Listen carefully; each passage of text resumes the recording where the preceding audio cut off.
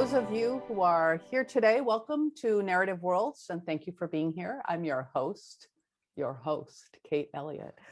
The goal of this series, I say this every time, is to dig into the idea of narrative worlds and the theory and practice of building them. Each month, a guest joins me for a dialogue on a specific aspect of world building. We'll talk for about 40 minutes and leave space for questions at the end of the hour. And then I'll close the hour by mentioning the forthcoming dates, guests, and what's following at the Nebula conference platform. There is a question and answer button at the bottom center. Please use that if you have a specific to the topic question. I can't look at chat because I can't do double things. And then finally, the standard disclaimer: this is not a goal. This is not a lesson. It's a discussion by professionals about their expertise. There's no right answer. There's no secret handshake. If you hear something useful, that's fantastic. And if not, that's also par for the course. So I'm gonna start by introducing today's guest. Nilah Magruder joins us today. Nilah is the author of, I brought things, the author of M.F.K, a middle grade graphic novel and winner of the Dwayne McDuffie Award for Diversity. She's also written How to Find a Fox, a picture book from Fievel and Friends. Yes. She's published short stories in Fireside Magazine and in the anthology All Out, the No Longer Secret Stories of Queer Teens Throughout the Ages.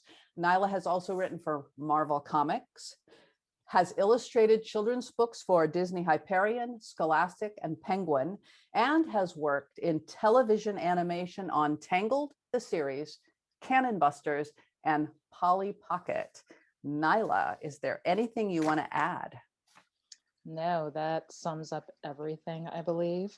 Well, this is except for my co-host Ember, and Cole may be visiting later. We'll see. So we're going to talk today about the visual and tangible as detail in world building. And I invited Nilah, of course, because she's brilliant. But specifically in terms of this series, all my other fabulous guests have so far been known, or at least were brought onto this video cast specifically for their prose fiction. And Nilah is an artist, an illustrator, a graphic novelist, an animator, and a writer. And this mix of skills gives her a perspective that I think might be a bit neglected in SFWA, because it was established for prose writers. And it really strikes me that we are in such a dynamic time right now with storytelling across multiple media. It's not that prose novels and prose fiction is going to go away, but that there's so many other ways to think about storytelling. And I thought that in addition to artists finding Nilah's insights of interest, that prose writers could learn a great deal from thinking about the visual and the tangible as detail, both in terms of how we look at it from different perspectives. So I'm going to start actually by asking you, I told you this already, and you don't have to have an answer, but how do you define world building?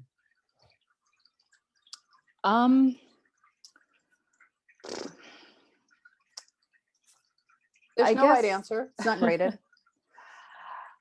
I guess when I think of world building, a picture enters my mind, and it's a world essentially.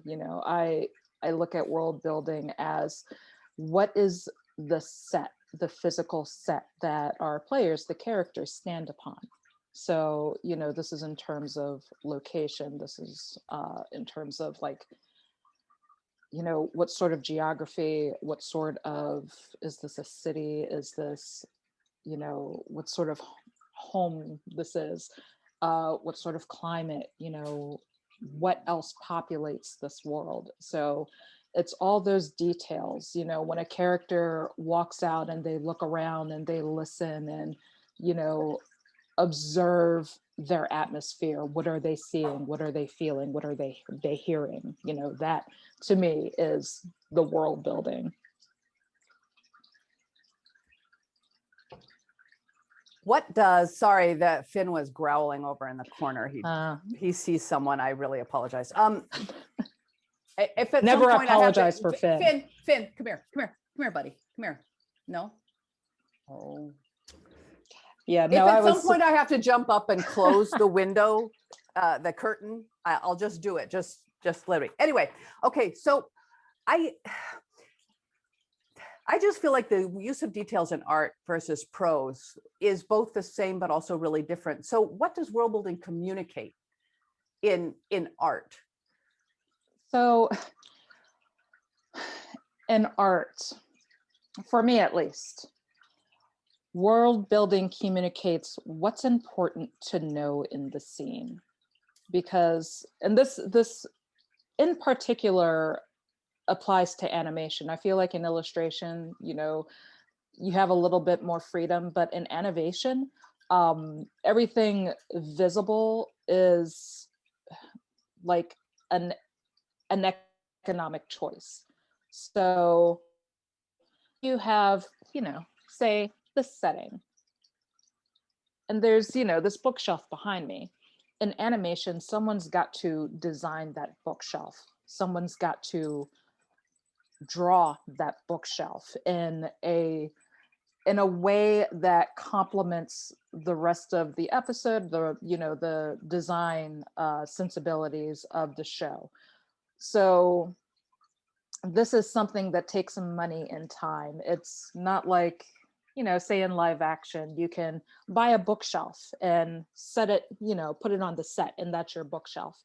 Everything you see in an animated frame is a choice, and it has to be important enough to justify its existence. Because, you know, so that is part of the budget. That is an artist's time, and so you really have to think about, like, when you're going into designing a set, you really have to think about like what needs to be there to communicate the scene, to communicate to I guess kind of reinforce the characters. So, you know, every prop, every asset in a scene it's conveying some sort of information. It's telling you a little bit of a story. Sometimes, you know, as artists, we think about world building as character. We think about like set design as character. And so you're thinking about what sort of character does this set embody, and what does that mean in this part of the story? Oh, I love this. There's so many things that this is making me think about. And in a way, there's a lot you can think about in terms of prose fiction in this same way. You want the setting details. When you walk into a room, you don't want to bombard people with things, because their attention, you have to justify their attention to those details in the same way you have to justify the expense of creating it, right? Right. And you don't want to put so much in the background that people can't pay attention to the foreground. Exactly. And, you know, in the visual arts, you can, you know, you mentioned directing the reader. Like in the visual arts, you really do literally do that with the choices of line, with angles that you make, and how you place objects. You really can direct the reader's eyes and tell them what to look at and what in what order. Okay, so design. So here's I'm that 14-year-old who wants to draw. And I was that 14-year-old who wanted to draw. What is design methodology? You've been talking a lot about design of art and how it works with setting. And we talked a little bit about it when we discussed this before today. Yeah. But so what is design methodology and how does it inform your decision making? What does it mean? So you know, in the animation space, we have what I guess what we call visual design. And it's kind of, you kind of pick a theme, like a visual theme to carry throughout the work. DreamWorks, I think, was probably, you know, in recent history, DreamWorks has been one of the best studios at this notion, because every one of their films looks drastically different.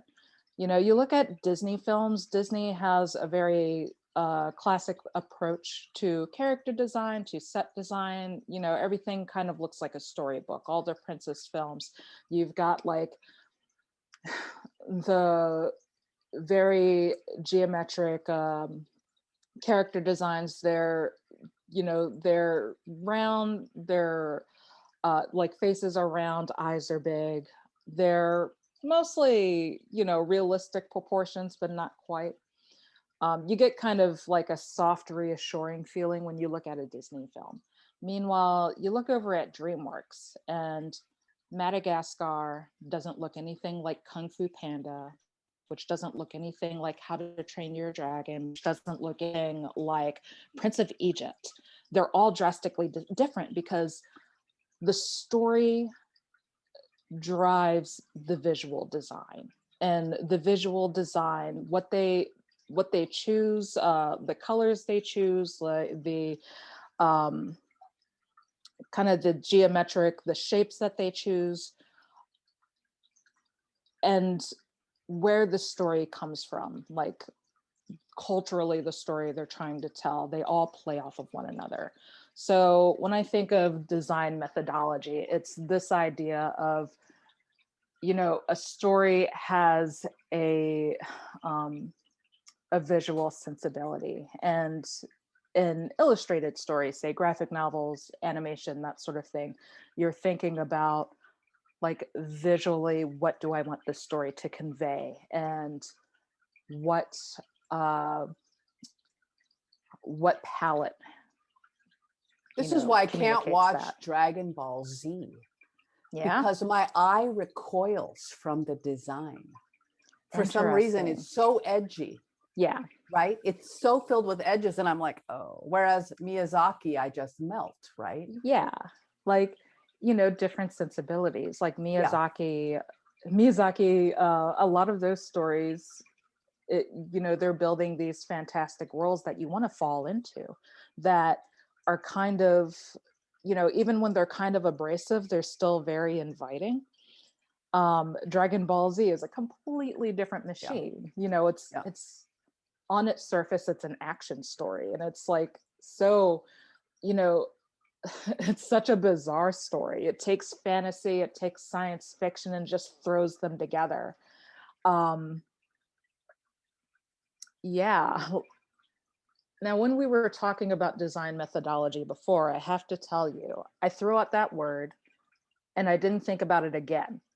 So, so, you know, bringing this back to prose, you know, when we're talking about um, design and prose, uh, you know,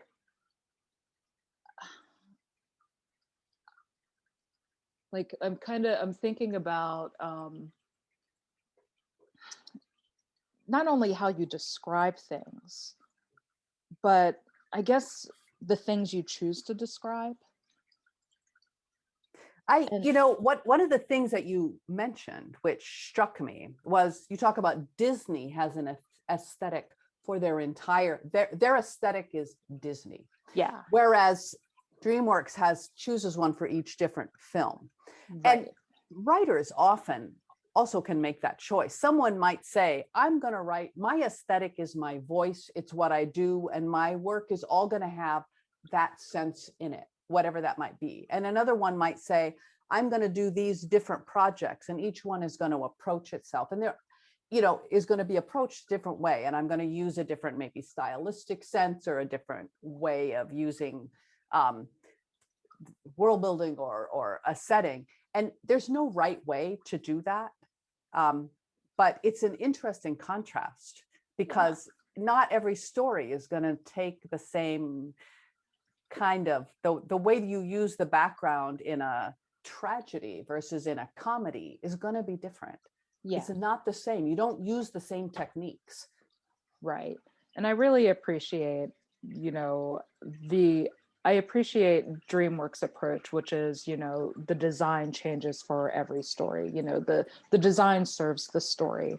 Now, me as an individual, you see a lot of illustrators actually, and I think most illustration tracks, you know, they really emphasize you find your one style. And so artists are always like in pursuit of this style.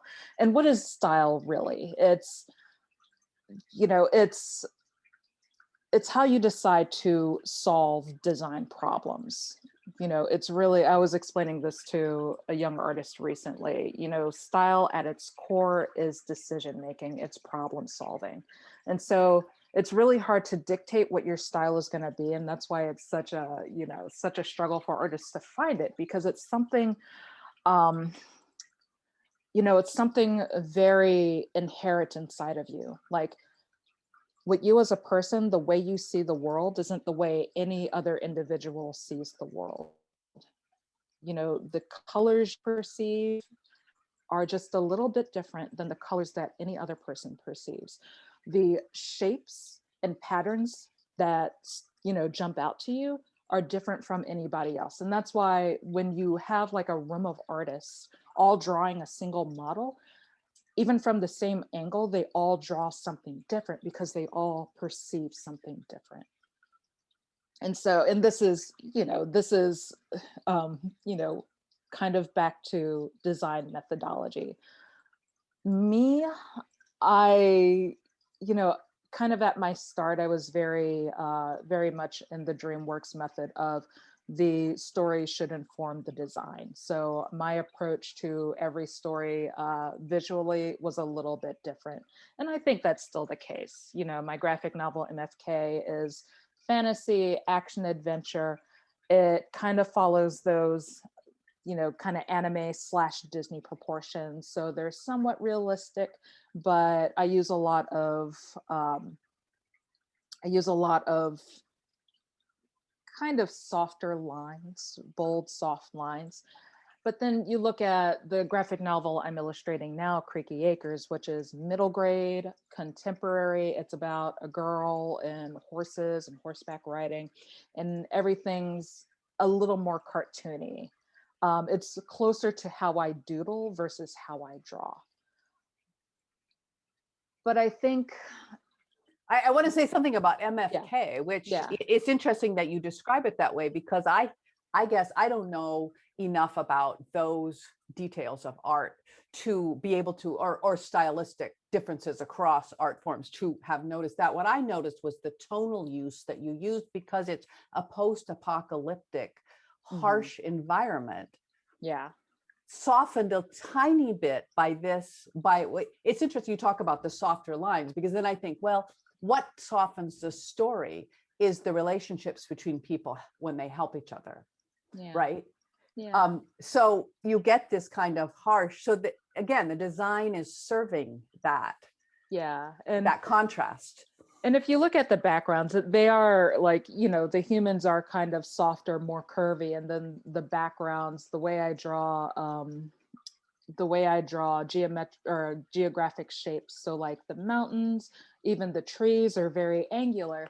And I don't know if that was so much a conscious decision. It was really, it looked good, but it also was an easy way to draw the backgrounds. Now, environments are actually my weak spot. I'm better at characters. And so for me, drawing a background is suffering always. Like I want to get through it as quickly as possible, as easily as possible. And the easiest way for me to do that was to draw backgrounds very geometrically, not a lot of detail, so that they, you know, in a scene, the background it's in the background, it's, you know, pushed to the back, it's not taking over. And so my approach is very simplistic and also very angular. So it naturally, between the backgrounds and the characters, it creates this contrast that I didn't think about, but it actually, you know, is indicative. It's really indicative of how I think, because I do believe that contrast is such an important Yeah. part of visual storytelling, and that is something that I have learned over time. And that's why you can't that's why you can't dictate your own style, because these decisions are so inherent, you don't even think about them really, but they're there. It's like muscle memory. Yeah. Yeah. I don't, because I agree that we're told to seek our voice, Yeah.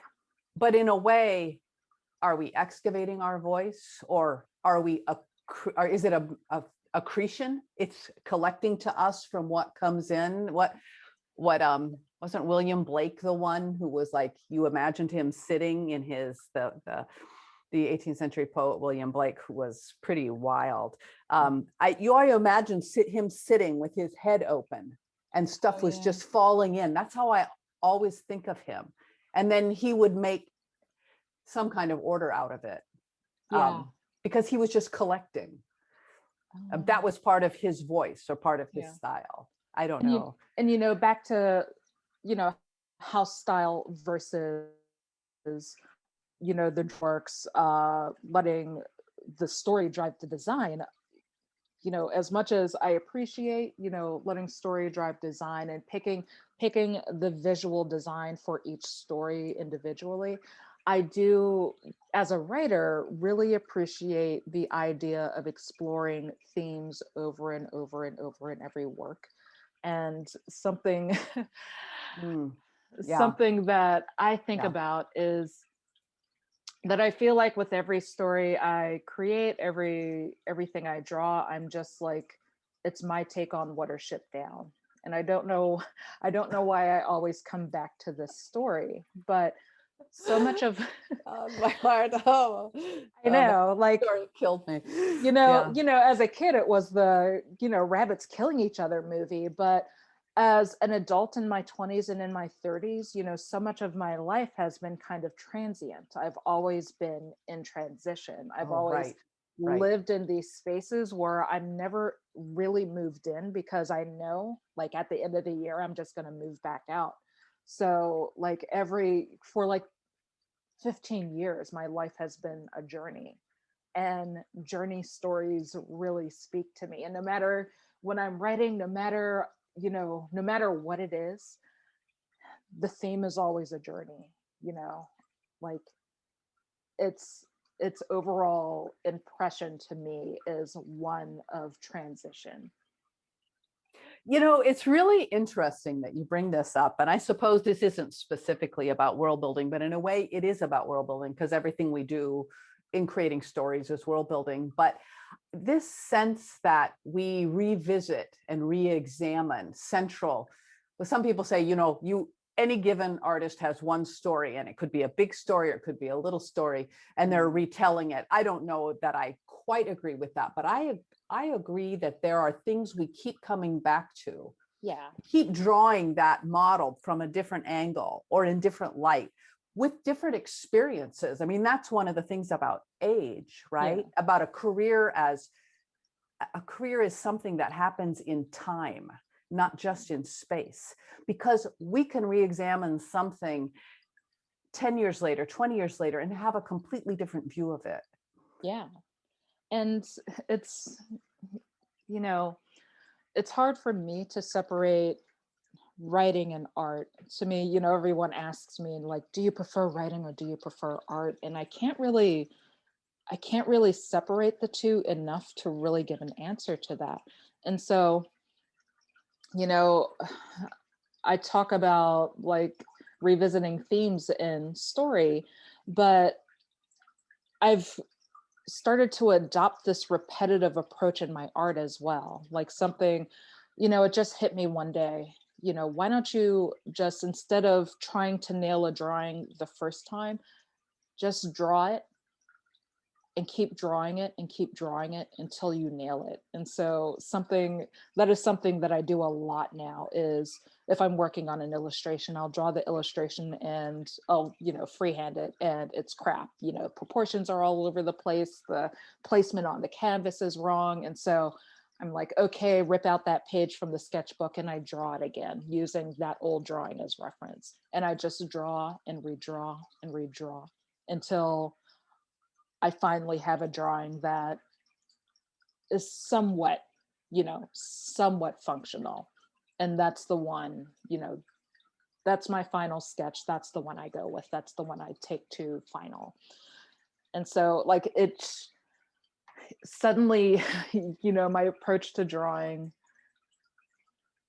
I was a storyboard artist. And one of the reasons I got into storyboarding is because I didn't like lingering on an illustration for too long. With storyboarding, you draw quickly, you draw ugly, and you move on to the next panel. Can you briefly explain, just in case anyone's listening to this later, what storyboarding is? So storyboarding is a process specifically in animation. They use it in live action as well. It's creating essentially a blueprint for a movie or a television show. So this is kind of the sketch version of a show before you produce the actual show. It's a step that we call pre-production. So you're imagining what the shots are going to look like in your animation. It's a very steady process. So you're just very quickly drawing panel by panel how the shot is going to work, and then you send that over to the animation team, to the design team, and they develop the final animated sequences that you see on television. So a little bit, it's not an exact equivalent to outlining some people, but except you have to do it. Kind of, in a book, you exactly. you can write a story, just say, I'm just going to write it and see what happens as I go. Yeah. But you can't film a animation without having the storyboard. Right. You need that blueprint. And in live action too, you can kind of get away without it, but in animation, it's essential. You can't animate without it. And it really is like kind of the thumbnail step of comics, where you're kind of imagining, you're figuring out like the blocking, the staging, the flow of the story. You're answering all those questions before you start locking things in. And once you lock things in, once you start finalizing, working in ink and color and everything, those steps are permanent. So if you need to make changes at that point, it's going to be really time consuming. With storyboarding and thumbnailing, it's a fast process. So if you need to throw away ideas, you can do that, and it hasn't cost you a lot of time. So I gravitated towards storyboarding because I did not have the mind for, sitting down and methodically thinking about an illustration. I did not want to take my time. Storyboarding, everything's quick and, and temporary and disposable. And that really worked for me. But now maybe it's because I'm older. Now I want to slow down and take my time with the concept. And if that means drawing that concept over and over, then I'll do it. And it's a level of patience that I've never had before, but now I don't know what changed. When I first started writing, I loved writing first draft. I've said this before. You're exploring it and it's all coming out, and you have all these things in your head and the people and everything is coming out. And I loved that just expression of creativity. And when it came time to revise, that was a difficult and intimidating phase because I didn't know what to do. Oftentimes I didn't know how to fix things. I was like, well, this needs to be fixed. Well, how do I do that? Now I've flipped. Now writing first draft is incredibly hard for me. And in large part, it's because of what's in my own head going, this is bad. The internal editor sits there and comments, and Yeah, makes it exactly. difficult, and you have much more anxiety than I had when I was just starting out, when it was all new, and now I know more what's at stake. But now I know how to revise. Yeah. And I love revising. So I'll see, like, do 4 revisions of this novel. Great. This revision, the first revision will be the structural revision, then we'll do the large scene revision, and then we'll do the precise scene revision, and then we'll do the line edit. And like, I'm here for that now. And that to me is a little bit of that repetitive going through. I was the same way when I was younger. Like, I really love the process of first drafts. Because you're so old now. Yeah. sorry. Way back in the day, like 10 years ago. No, like I loved that it was new. Writing was this kind of this new. My dog just like snored very loudly. It was this new experience, this first time sensation. So you're exploring, you're creating new things, and it's so exciting. And once I developed the anxiety about craft, it got a lot harder. And what I've discovered lately is that I am really drawn to outlining.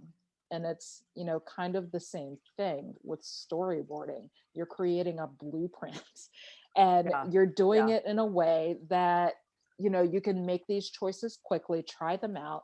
If they don't work, try something else. And you're not wasting a lot of time. You're not writing the whole thing yet. You're just making small decisions. And it's my experience in comics and TV, right? Because in those cases you have to outline. There's no choice. Like, Marvel and like an animation studio, they're going to want to see an outline before they approve a script. So now that I've done it a few times, I'm like, oh, actually, this is not a bad way to work. Outlining is not so bad anymore. One of the things that strikes me, and to come back to details, using details to, and choosing the right details.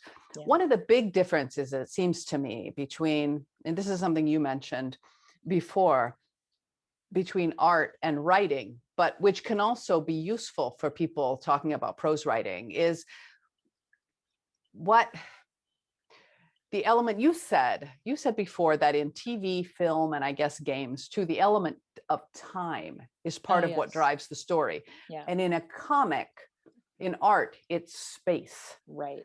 And you have this finite space. And we touched upon that a little bit at the beginning. You have a finite space and you have to choose what fits there. Right. Just as writers technically, prose writers technically have infinite space. You can write a 1,000,000-word novel with, or be Neil Stevenson and put in pages of arcane details about things, if you have readers who will read that.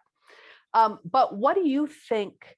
I wanted to talk, details are always going to build a sense rather than a true recreation, right? Where that's all we can do as art. Could talk to me about the use of, about how art uses details within space and things like, you talked about shape and color as an iguana. So time versus space. You're dealing with a comic, you're dealing with 6 inches by 9 inches page. It's a finite block of space, and in that space you can break it down even further to 1 panel, 2 panels, 5 panels, not 9 panels. That's too many panels. But you have to think about, like, when you're transposing your script onto the page, you have to think about really, like, what can fit in that page, and not just what can fit in that page. You can fit a lot in that page, but what can fit there that won't overwhelm the reader? What arrangement of detail from drawing to text can you place on that page that will compel the reader to go to the next page and then to turn that page? and to keep moving forward. So, you know, it's an art form at several different levels, because you're thinking panel by panel. You know, you're looking at the space within one panel, and what does this moment convey? You know, what information can this moment convey? And that panel can only hold like a certain amount of information that a reader will pick up on. So, you know, maybe two characters are talking, you know, maybe one character has a line of dialogue, the other character has a line of dialogue, and that is that panel. You know, the next panel, you're going to want something different. If they're talking throughout the scene, every panel can't be just two heads talking. You're going to have to switch it up. So what does that mean? What else in this scene can you focus on that serves the story? Sometimes it's just changing the angle. Sometimes it's, you know, the character changing emotion or movement or something.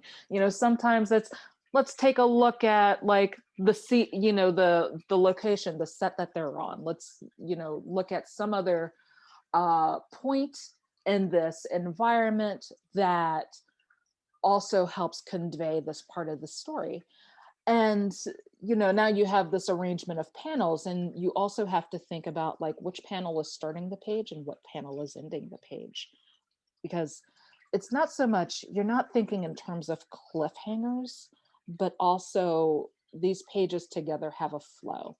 And so, you know, you do want to think about like how each page ends and how compelling it is for the reader to want to go to the next page, go to the next panel and figure out what's going to happen next, as opposed to, say, a prose novel where that really isn't too much of a consideration. Like a page can end mid-sentence, it can end mid-word, but you'll still keep reading. Yeah, design, they wouldn't let it end mid-word because the designers hate that, but they would never like, you wouldn't like, you know, say sug hyphen jest. Oh, they don't do that? Oh, no. Okay. No. That's a design issue. See, I don't know much. a but I know design that. issue. It's Yeah. a design issue. Yeah, but you could Yeah. end mid-sentence. Okay. I will suggest that, you know, Yeah. but actually, I think everything you're saying is also absolutely true for prose fiction filtered through the different media, right? Because you have to think about which details. Yeah. I've learned this the hard way, right? Which detail, if you just have, well, there's an old-fashioned style, which some people still use, and I see it maybe a little more in some kinds of light novels today also, where there's just dialogue heavy. Yeah. You have two people in a scene and they're just talking back and forth and there's a lot going on. Yeah. But it's that, but if it's too samey, then it falls into that rhythmic sameness. If the sentences are all constructed the same way, it falls into that, you lose that flow. Yeah. If you don't have anything at the end of your chapter, and it doesn't have to be a clip, it doesn't have to be the Dan Brown, he came, you know, then he opened the door and there was a man with a gun, right? Right. It doesn't have to be that, it just has to be that question. Yeah, it's that contrast that creates a rhythm that carries you through. And I was talking with someone recently about like, you know, as a comic writer, the dialogue kind of comes easy. It's the description that can be kind of difficult, and you really do have to pick and choose what's important, even in prose. You know, I think there is something beautiful sometimes about fully describing a scene, you know, fully describing an environment, kind of that what is it, that John Steinbeck, like, this chapter's just about a turtle crossing the road. But I think there is a method to picking and choosing, you know, what elements you describe in a scene and how you arrange those elements based on what's important and based on what you want to hide. Yeah. And that's that whole, this idea that if you give your description equal weight, well, there's so much just in this. If you give your details equal weight, then the reader can't tell what's going to matter to the story, the same way as if you make every panel seem the same, right? Yeah. Or if everyone has something in the background, well, what do we need to know? What do we need to know for the character? What do we need to know for the emotional arc? What do we need to know about what fits the thematic element, and what is important? You know, somebody pushing a broken cart off the road in the background, or, you know, there's just all this, not to mention, you talked about the aesthetic of the story, and then, you know, what works for the aesthetic, and then also what the characters themselves would notice. Right. Exactly. Yeah. And that's something that compels me as a writer. I tend to write from a specific perspective, be it first perspective or limited third. And, you know, creating that sense of, you know, not necessarily capturing a full scene, but capturing what the character notices is really compelling to me. Well, and it tells you there's so much good world building you can do. And this is one of the great things about details. I think sometimes, and maybe I'm just talking about myself and what I've learned over the years, is that sometimes I think that it's the big ticket, what I call the Tolkien. Tolkien was really he's really my gateway into writing fantasy. I just imprinted really hugely on Lord of the Rings when I was 13. But, you know, he has all the appendices and all this stuff. And you think, well, this is what makes a fantasy world. But oftentimes what makes a fantasy world is that this character notices the fabric, because now you know that fabric is on sale in the marketplace, and that there's different kinds of fabric, and that it's important to this character. And then you can spin so much world building off little things like that. Yeah. Yeah, definitely.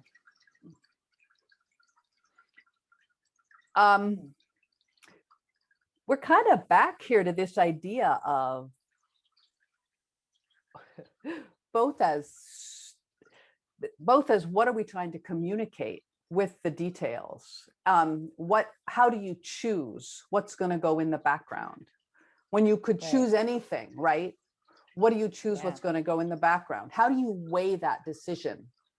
Is it based on what you need specifically? You know, I need to show the slamming door. Right. I mean, I always start with what serves the story. And then I think about what will make this page pretty. But you know what I think about a lot more now that I've gotten more comfortable with environments. I think a lot about clutter. I think a lot about texture.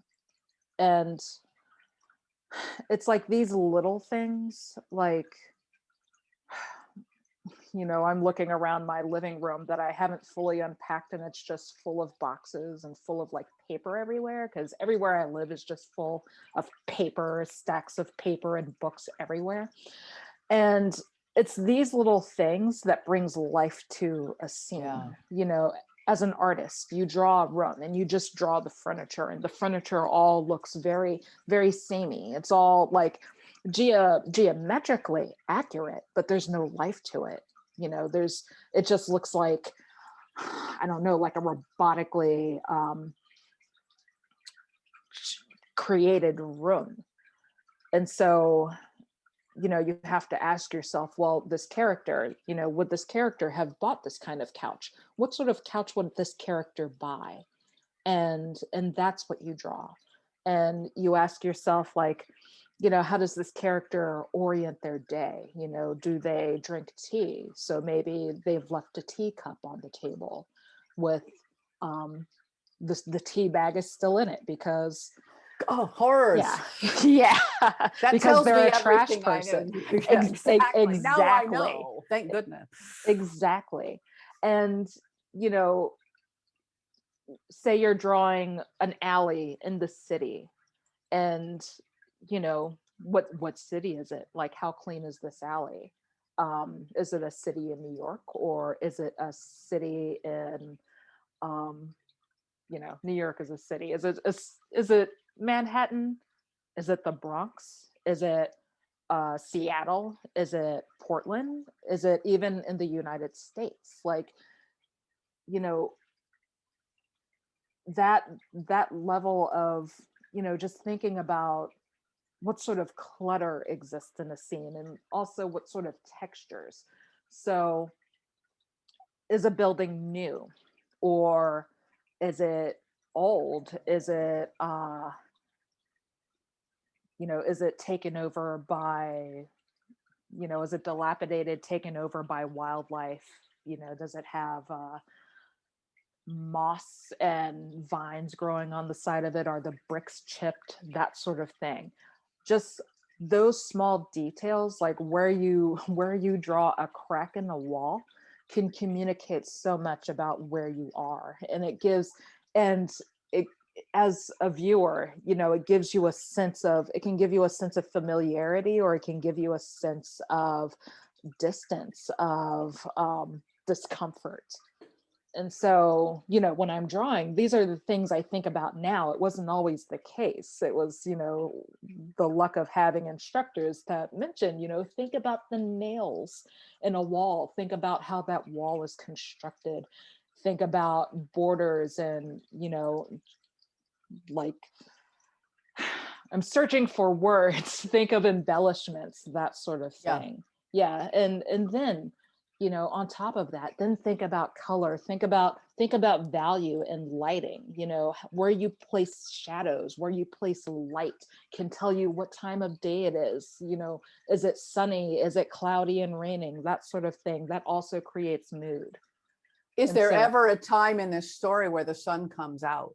And would that be a big moment, right? If you set people up, there's a lot. See, all of this stuff strikes me as so useful for prose writers to think about through that perspective. I think prose writers are doing equivalent things to this, but when you think about it through that visual perspective, it gives you that maybe a different way to look at your prose. I know that one thing people are told is, don't put too much detail in, or, if everything has to have a job in a scene, and that's all true.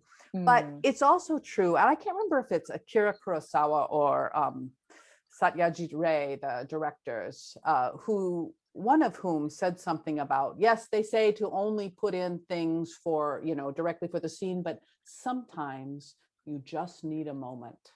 Yeah. Exactly. And you can have that moment sometimes. Sometimes details themselves create that texture. Maybe the plot isn't moving. Maybe the character is just sitting back and looking at something or whatever. But sometimes, so texture, you want details. You don't want to load details on so that people, as you say, the scene is too cluttered. But without clutter, the world that isn't real. Yeah. And, mostly in film and comics too, we have what is called the establishing shot. And it's just like the big picture. Here's where we are. Here's the location. And I recently finished a script, actually. And I, periodically, this is a script that I'm just writing. I'm not drawing. But as a writer, I have to think about like the visual orientation of every scene. I have to think about what goes in each panel, because then the artist has to draw it. And so every now and then, as I'm beating out like a conversation, I'm like, this is too much talking in this scene. Like every panel is talking. And so every now and then I'll say, okay, this panel, we need to reorient and just remind the viewer of where we are. And so, and so maybe we step back from the characters and create like a top down, wide shot, so that we can see where they are, to remind the viewer that there is life going on elsewhere in this scene. It can be kind of creepy actually, if you just have two characters talking and every panel is just these two characters talking, and it's like, where are they, that they can just stand there and talk and not be interrupted, and nothing's going on. There are no birds or bugs or people around. And so every now and then you take a step back and show them like, this, this is the scene. This is how much time has passed. I like that idea of reorienting.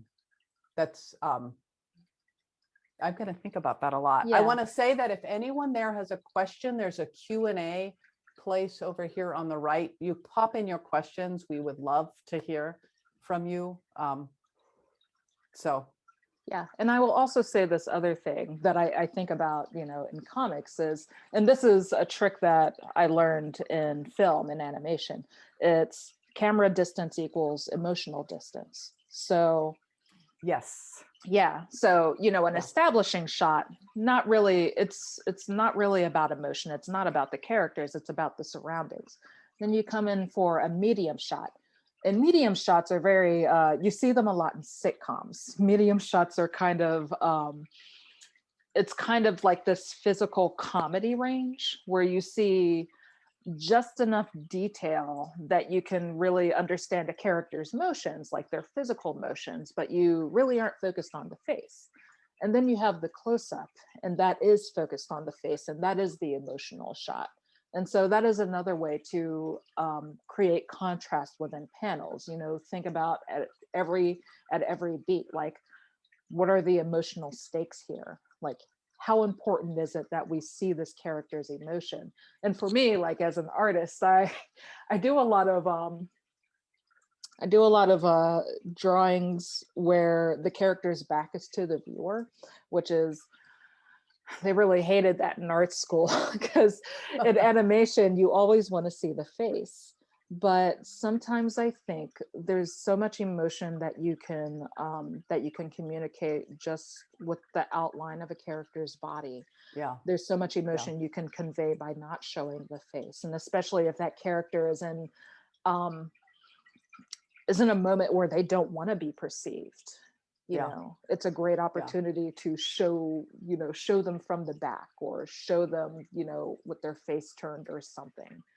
So I do that a lot, like in my personal work.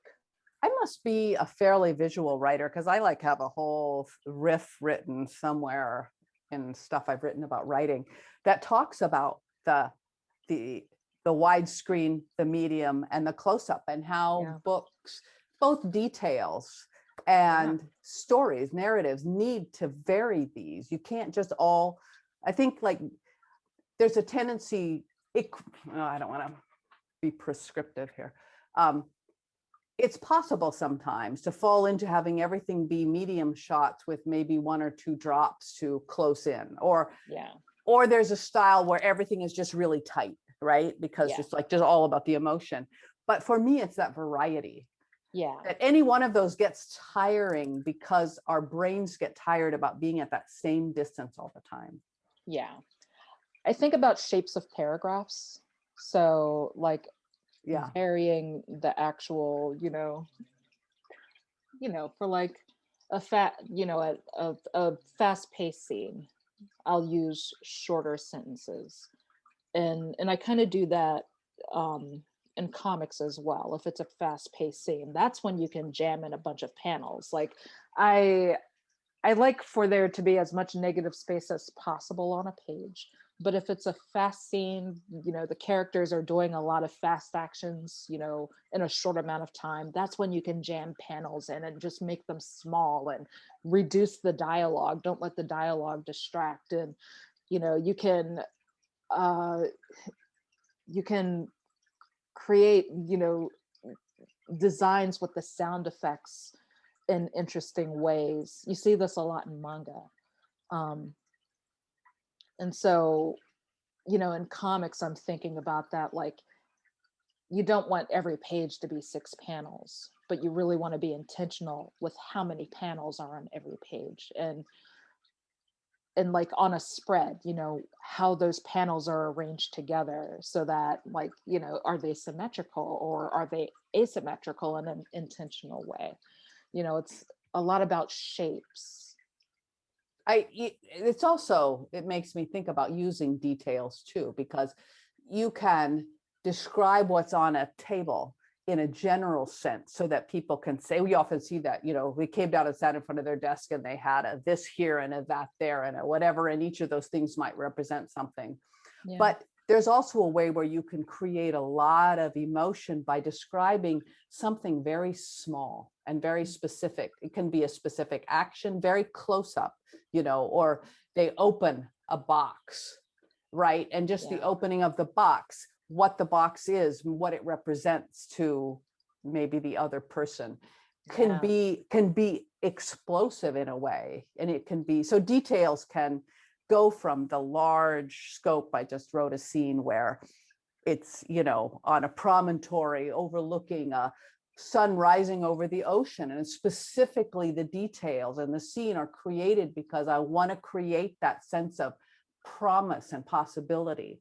And the scene gives that to me. And if I set it in a small room, it wouldn't have the same effect. Yeah.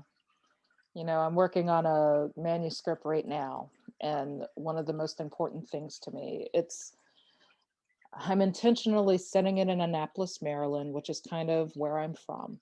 And one of the most important things to me is that this is a story that can't take place anywhere else. And that is kind of the height of scene setting for me. Like, if I can create the story that is intrinsically tied to the location, then it will be a success for me. That's, that is one of the most perfect distillations of world building I have ever heard. Yeah. So I'm going to let that rest as our closure, because that's it. That's it. I finally answered the question. You finally answered the yes. We came around. See, that was the perfect narrative arc, right? Nilah, thank you. Okay. Thank you for being here with me, for bringing Ember, and Cole never showed up. I'm shocked, I but know. Thanks for having us. So the housekeeping is that next month. Okay, well, first of all, in about a week, this recording will be uploaded to SFWA's YouTube, but none of you care about that because you're watching it right now.